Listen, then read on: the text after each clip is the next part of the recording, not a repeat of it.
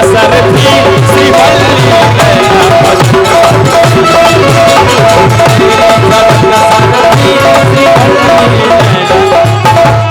नजर मिलते ही नजरों को नजरों से झुकाए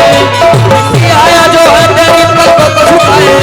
नजर मिलते ही नजरों को नजरों से झुकाए कैसे आया जो है तेरी पलकों को झुकाए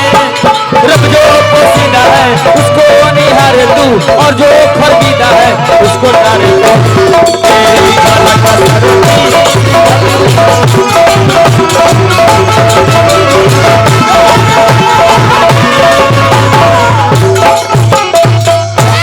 अब ब्याज जी के बात पड़ा है शंकरान जी के प्रणाम करो ब्याज जी के बात ले लो हम कहीं पन्नी काहे खरीद लो तो ब्याज जी कहते कि हमारा महनार से दिल्ली जाए के बाद अब महनार से दिल्ली हम पूरा वर्ष में भींगते जाई हमारा ट्रेन में बचे के बाद और जैसे ही ट्रेन में घुसल बाड़े कहले अजीत तू कैसा आदमी बड़ा भाई यदि आप पहले बता देते कि ट्रेन में घर होता है यदि आप पहले बता देते कि ट्रेन में घर होता है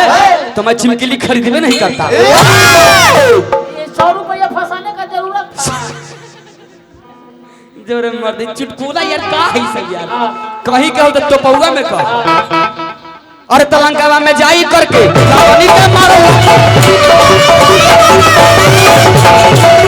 में जाई करके घर मारो लो लंकावा में जाई करके लंकनी के मार लो अरे बगिया उजार दे लो बगिया उजार दे लो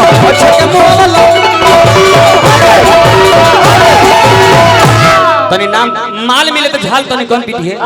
कृष्णा इंटरप्राइजेज स्थान मोहिउद्दीन नगर महनार रोड लंगड़ा चौक दशहरा प्रोपराइटर हमारा सुमंजन कुमार जी संपर्क सूत्र 7079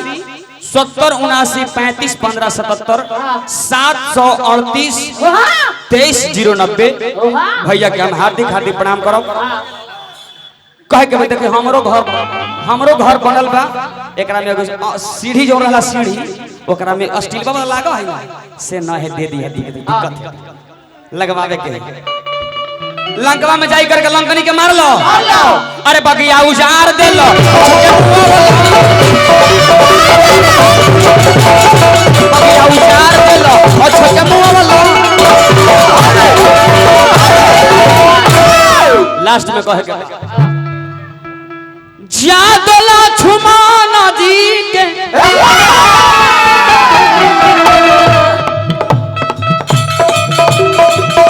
देदला सब हो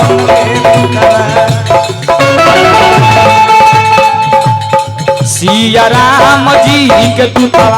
हो पवन के पुतवा ये हो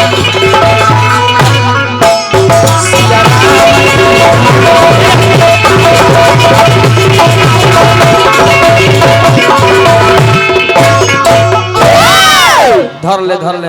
अब ओकरा देला हमरा ना देब देखी एगो बात कहता नहीं